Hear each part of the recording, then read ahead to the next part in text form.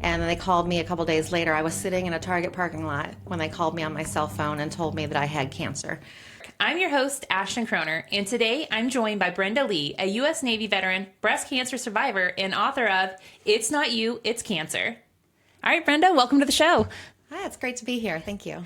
Yeah, so tell me just a little bit about yourself. You are a Navy veteran? I am. I am a Navy veteran. I went into the Navy in 1993, and I got out in 2000. So I was a parachute rigger. And I was actually the first female parachute rigger to ever go on a deployment on a cruise. So First one on the ship total, or just one of... Well, in my squadron, well, in the Navy total, I was the first parachute rigger. Wow. But female parachute rigger. But then on the first cruise, there was about 500 women on my first deployment. What was that like? It was a little overwhelming, but I enjoy going places, going to new places, and we went all over the place in Europe. It was fun. We had a good time. What was the best place that you've been to, I guess, on your adventures? Italy. I love Italy. I would go back to Italy and stay there. What part of Italy did you guys go to? We went to, oh gosh, let me think. Sorrento. I've got a couple music boxes from Sorrento. We went to Pisa, of course, where I've got the picture of where it looks like you're holding up the Leaning Tower of Pisa. Oh, how exciting. So, yeah, I went all over the place over there. It was fun. Oh, that's wonderful. Kind of tell me a day in the life being on the ship. Oh, gosh. Okay. It was a lot of stairs. Yeah, we had... there was about 5,000 guys or people on the ship and about 500 women, so we were vastly outnumbered.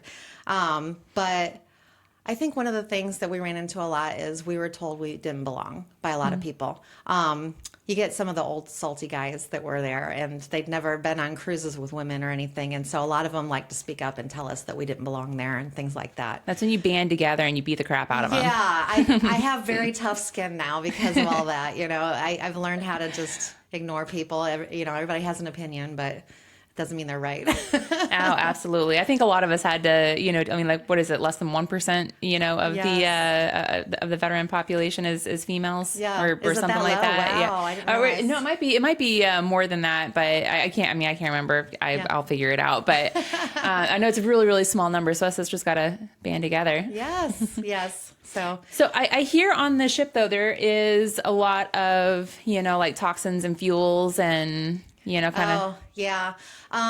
Well, like when you take a shower, the water smells like fuel, and yeah, I mean, you're constantly in it. I don't know if the water and the fuel somehow get mixed. I don't know how any of that works. I just know, like, when you're taking showers and you're brushing your teeth and things like that, it always, everywhere you go on the boat, smells like fuel. So you smelled like fuel for how long?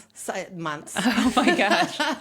And then, of course, everything is dirty and dusty, and there's like a layer of dirt on everything all the time. I don't even know where that dirt comes from. I want to say you're out in the ocean. Yeah, that's what I'm saying. I don't know where all the dirt comes from. Oh crazy. my goodness. Yeah, it's filthy. And you're constantly cleaning, and it doesn't do any good.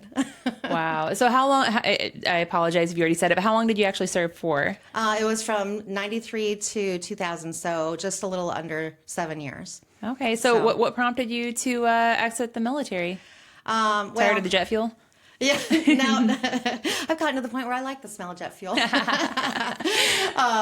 I actually got out because I was married at the time, and we had kids, and so I was concerned about both of us being in at the same time, trying to raise a family. So I went ahead and got out. Oh my goodness! So how many kids? 2 right now. I've since remarried, and now we've got 5 kids. Oh my goodness. All what together. A full household. I love that. Yeah. Well, most of them are grown now at this point, thank goodness. So goodness. So after the military, this is when I guess you were diagnosed with the military. So you did not get diagnosed with cancer. Not while I was Not in. while you were in. Right. Okay. I had been out for about 5 years. 5 years. Yeah. So walk me through that process. I mean, I guess, did you have any symptoms, or, what prompted you to go to the doctor to get checked out? Well, I had gone in just for a regular checkup, ladies checkup annual. And she was checking, and she had found a lump, and I got lucky because even though I was only 30 years old, she said, I'm going to send you for a mammogram. I just want to get this double checked. And I'm glad she did, because I wasn't good about doing self breast exams or anything like that. I don't know. I was young and invincible. I didn't.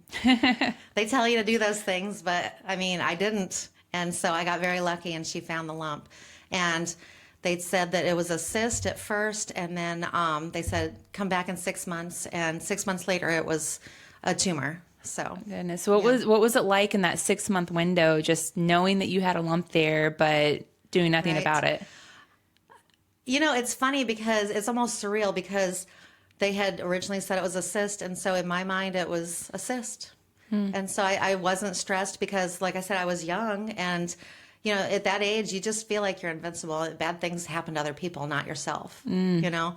And so honestly, I wasn't stressed or anything. And it was just a couple days before my 6-month checkup, and I was driving to work, and I just kind of itched a little bit. And then I realized that that lump had gotten big, and that's when it started to freak me out. I was fine for months and months, and all of a sudden I was no longer okay. Oh, goodness. So yeah, that scared me. So you go to the follow-up. What happens? So I went in the follow-up. They did the mammogram and everything. They did an ultrasound as well. And then they sent me over to Baptist, and Baptist did the biopsy. And then they called me a couple days later. I was sitting in a Target parking lot when they called me on my cell phone and told me that I had cancer. So What a way to run a Yeah. shopping trip. Way to go, Yeah. Baptist. yes, right. And that was my thought: is why would they call someone on the phone? I mean, isn't that not something that you should have a loved one there with you and bring you into the office? I don't know. In my mind, I'm like, you don't know what I was doing at that time. You just called me on my cell phone. I could have been anywhere. I mean, you could have been at Disney World getting ready to go on a, on a ride or Yes. something. And It's so goodness. crazy that they called. So yeah, I called my then husband, and I called my mom, and I was in such a state of shock that I was just like a robot. You know, I called them, told them the diagnosis. It was invasive ductal carcinoma. The doctor didn't even say the word cancer. So she says this to me, and I was like, I don't, and she just kept talking. And finally I was like, are you saying I have cancer? Because she never said that. And that was the beginning of a whole world of, medical terms and things like that I had no idea what it was. And it's scary and overwhelming. And I think that a lot of people run into the same problems. Not to mention, you're also a mom, too, with Yeah. 2 young Yeah. ones at home, and your husband at the Yes. time was Yep. still in the military. Yeah. And so I called them and I told them what the doctor said. And then I went into Target and just did my shopping like a robot. And my husband called me a little while later and he was like, where are you? I said, I'm at Target. Like, what do you mean, where am I? I got And shopping to do. He goes like, yeah, he came home. He goes, I came home. I was worried about you. And then to this day, I'm like, I don't know what I should have done. Should I have gone home? Like, what do you do when you're told you have cancer? I don't know if I should have gone home. He thought that I should have. So for those that unfortunately have that type of experience, Yeah. go to Target and shop. Get Yeah, whatever you just want. Buy things. It's fine. Oh my goodness. So how long did it take from that initial phone call to start getting set up with your doctor's appointments? And, I guess what did that look like for you and your family? It was a really stressful time. We were talking earlier about caregivers. Caregivers, I believe, have one of the most difficult jobs because as a patient, I'm given basically a laundry list of things that I have to do and places I have to be. And my goal is just to get better. Everything else gets pushed to the side. My goal is to get better. The caregiver is stuck doing everything else. And my husband, he's a fixer. He was a fixer and he didn't know how to fix this. And so he would stress out and he would make phone calls and nothing was happening fast enough for him, and granted, we didn't understand how bad the cancer was or anything like that yet. At this point, we didn't know. And so for all we know, it's just like growing into this huge thing inside of me. We don't know how quickly things need to be moving. And so he was every day on the phone calling, when are we getting this surgery done? When are we, every day. And he was just stressing me out to the point where I understand he was trying to fix things, but I was like, you got to stop. You got to stop. But that's what it was in our household. It was all consuming. And it was terrifying. And nobody knew what to do or where to go or how to fix it or communicate. We didn't know how to communicate. It was really hard. Speaking of communication, first of all, how old were your children when you were diagnosed? They're 9 years apart. And so my youngest was 4. My oldest must have been 13 or 14, somewhere in that range. So How do she was a teenager. you tell your children? Oh, yeah. Well, and it's funny because different personalities too. My older daughter, she's still like this, water that rolls off a duck's back. She's go with the flow, very, very calm natured. And so she was the one that the day my hair started falling out and I decided to shave my head, she was the one sitting on my lap just holding me and crying. She was just always there, strong, helping out, whatever she had to do, And my younger one, she was in kindergarten. And so and to this day, she's the one that I worry is going to end up getting cancer. Because my older daughter I adopted, and my younger daughter is my biological daughter. But she is every bit me. She's my personality, my everything. I think the only thing she got from her dad was the color of her hair. And so I worry about her. But I've had genetic testing done a couple times, and they say that there's no genetic marker there for me. So do you think it was your military service or environmental factors that led to your breast cancer diagnosis? I think it definitely had something to do with it, I think. I know a lot of women that were on ships, not necessarily just on the ship that I was on, but I know, over the years I've gotten to know other women that have made deployments and everything. And it's shocking because in regular American society, 1 in 8 women will get diagnosed with breast cancer at some point in their lives. So it's already a crazy high amount of people. But I know so many women who were diagnosed young, not in their 40s, 50s, 60s, but younger in their 20s and 30s.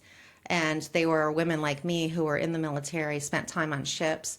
And they were around the fuel, they were around just all that dirt and everything, the asbestos that's on the ships, just all the things that are not good for you. And years later, I think that's a big part of what we all are dealing with now is with cancer because of it. Mm-hmm. Now, before we entered, obviously, and started the studio, you were talking about, breast cancer was an old woman's disease. Yeah. Obviously, that's different now. Anymore. Yeah. It's wild because women are getting breast cancer younger and younger these days. It used to be that your first mammogram wasn't until you were 50. And a lot of times breast cancer would get missed because somebody wasn't old enough to get breast cancer, and so the doctors wouldn't send them for a mammogram. If there was a lump, they would just assume either it's that time of the month that their hormones are doing that, or it's probably just a cyst, nothing to worry about, it'll go away. So a lot of times these diagnoses get missed because it's an age problem. They just write it off. And fortunately, I think doctors are getting a little bit more aware of the situation, and so I can't say it's not happening as much, but I know a lot of people who are getting diagnosed earlier on. And of course, just like any cancer, the earlier you get diagnosed, the better, so that it's easier to fight it if you're a stage 1 than it is if you're a stage 3 or 4. No, absolutely. The outcomes are a lot better. Yeah. The financial, outlook is a lot better, yes. Not to mention the emotional toll as well on it. Now, when you were going through treatment, let's go ahead and take a step back and talk about that. So your first day of chemo, because you did chemo and radiation. Right, yeah. So what was that like? I was in the military, so I have that sense of humor. I make jokes. Naturally, okay. Heaven forbid I take anything seriously. And the more nervous I get, the more I joke. So, I had... Of course, I had a lot of apprehension going in there. I didn't really know what it was going to entail. But it was just an IV, it wasn't a big deal. In fact, I didn't even feel sick from it for the first couple days. It was, I would go in on a Monday and get blood test. My chemo was on a Tuesday, and then I would be fine on Wednesday, and then by Thursday afternoon, I'd start to feel sick. And then I would feel crappy for a couple of days, and the whole cycle would start over. And so the first time I went in there, it was just meeting everybody, it was overwhelming. I named my, because I had my IV on a little cart thing. I named it George. George went everywhere with me. I would hope so. Yeah. And so, but I ended up having an allergic reaction, oddly enough, to Benadryl. Part of my chemo, they put Benadryl in my thing. And of course it made me sleepy. And so I fell asleep, and my husband looked over, and my face was like bright red. And apparently you can have allergic reactions to Benadryl. I've never known that. Like, that seems like a crazy thing. I didn't know that either. But yeah. Wow. So they changed up my regimen, and the next time I went in there, they used a much smaller dose of Benadryl, and I was fine. Okay. So, but now, did you opt for the PICC line or a port? I had a port. I actually still have my scar. Oh my goodness. So that made it a lot easier. Oh yeah. In fact, I talk about that in my book. Sometimes people are given the option of whether they want to get a port or not, and even on I'm on some Facebook sites for people with breast cancer and stuff, and I tell all of them, I'm in there advocating and trying to help them, and I'm like, if you have a choice, get a port. It sounds scary, but honestly, I recommend it. I would 100% get a port again if I had to. Oh my! So for those that don't know what a port is, because we might have some first time, Sure. What does that mean? Yeah. So basically, when you go in to get chemo, of course, it goes through your veins. It's an IV, and after a while, all those chemicals can break down your veins and make it harder to get any kind of IVs or anything in the future. So you get a port, and it's about the size of a quarter, and it just sits underneath the skin, and it runs into different veins in your, and I don't know the science all behind it, but it runs into different veins and stuff. And so that when they give you chemo, they just put the needle into the port, and it's like the spongy little center area, and they put the chemo in the port instead of running it through your veins, so you don't have the same kind of issues. So you're like a bionic woman on the inside then. I was for a little while. In fact, I kept it for like 2 years after I finished chemo because I was scared to take it out. Because I thought, well, if it comes back, I don't want to have it put back in. So I kept it for like 2 more years. It was like my, like a binky for little kids. This was my binky. Oh my goodness. Yeah, reoccurrence. Obviously that does happen. What does the reoccurrence look like? Well, I got lucky. I never had to worry about it, thank goodness. But I can imagine that it's got to be a terrifying thing to be told not once, but again, that it's back. I can't even wrap my head around something like that, how terrifying that would be. Goodness. Yeah. Goodness. So you're going through chemo, and you also went through radiation. I did, yeah. Which one was, in your opinion, the better or the worst out of the two?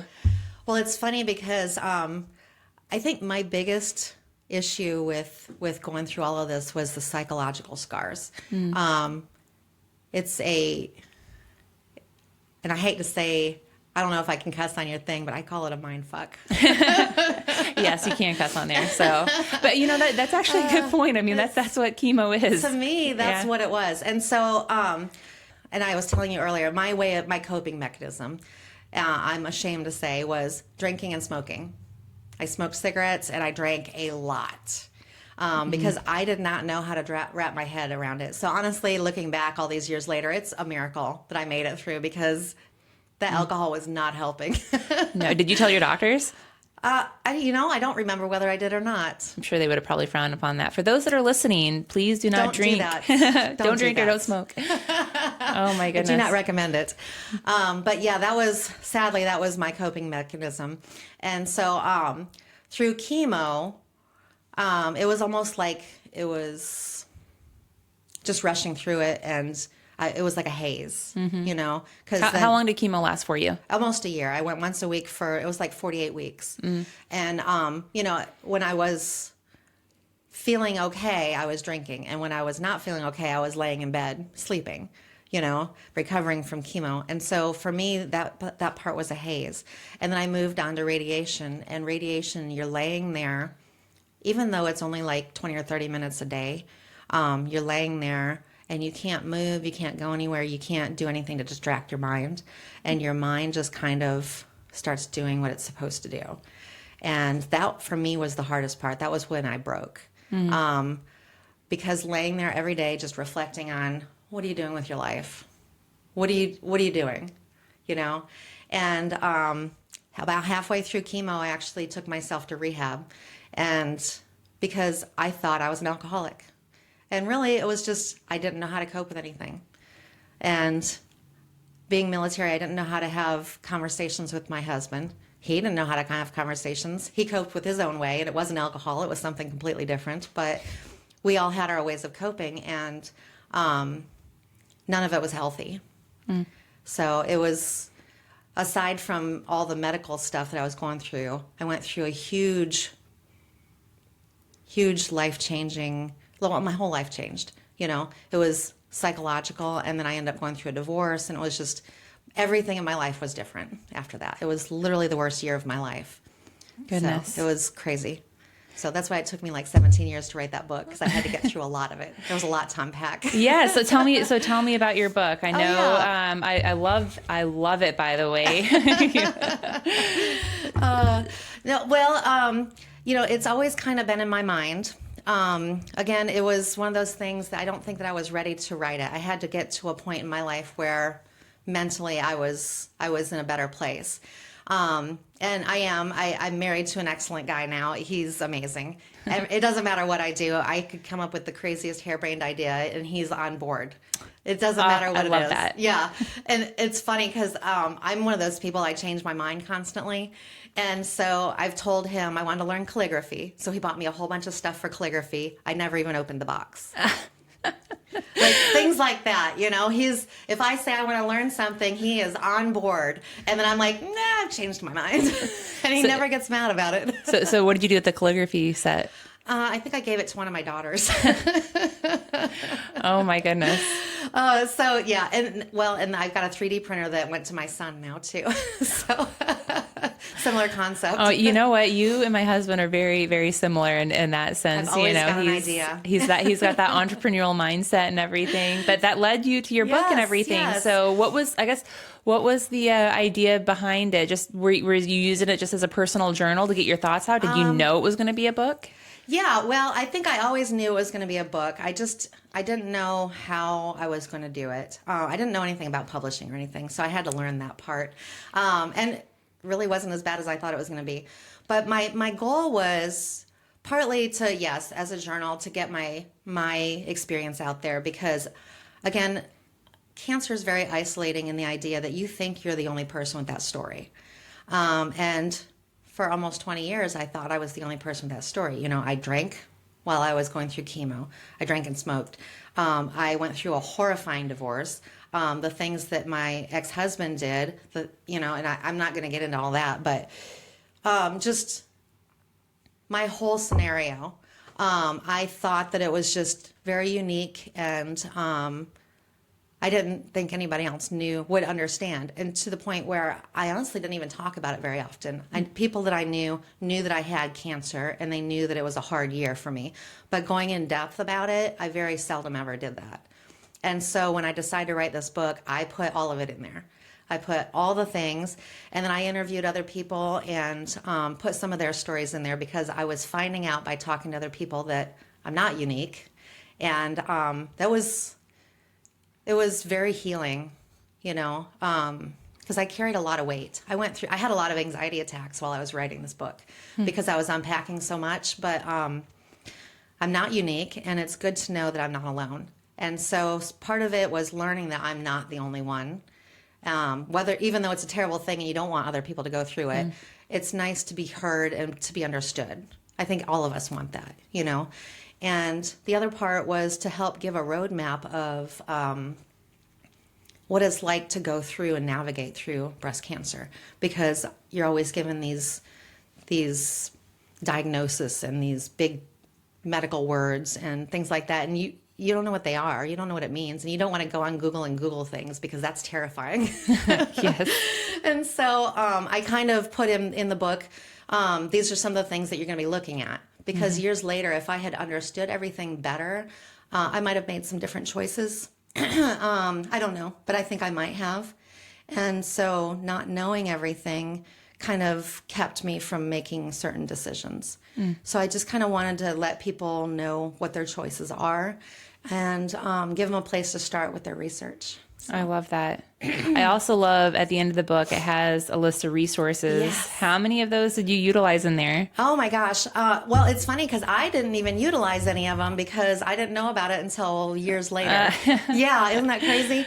But there's tons of them in here, and I don't want anybody else to feel like they don't have any kind of help, And so there's so many resources like understanding breast cancer, just reaching out to, support and fertility and family planning after cancer, nutrition. Just there's tons of stuff in here. So, and a lot of it has to do with cancer in general. Some of it's breast cancer specific. So. Oh, I love that. Thank you. Yeah. How can our viewers find your book? How can they get this wonderful, inappropriate book that you created for all to read? I'm very frank. I lay it all out there. I tell you everything. You can get it on Amazon is the best way to get it. If you're here local to Jacksonville, you could probably get an autographed copy from me. I have a few of them that I carry around in my car all the time. I love that. But Amazon. You can go on Amazon and look for It's Not You, It's Cancer. And you'll find me on there. Oh, wonderful. We'll make sure to put it in our, on our social pages as well. So for those that are interested, make sure that you go to our socials and make sure you follow Brenda as well. She's hilarious. I love her posts.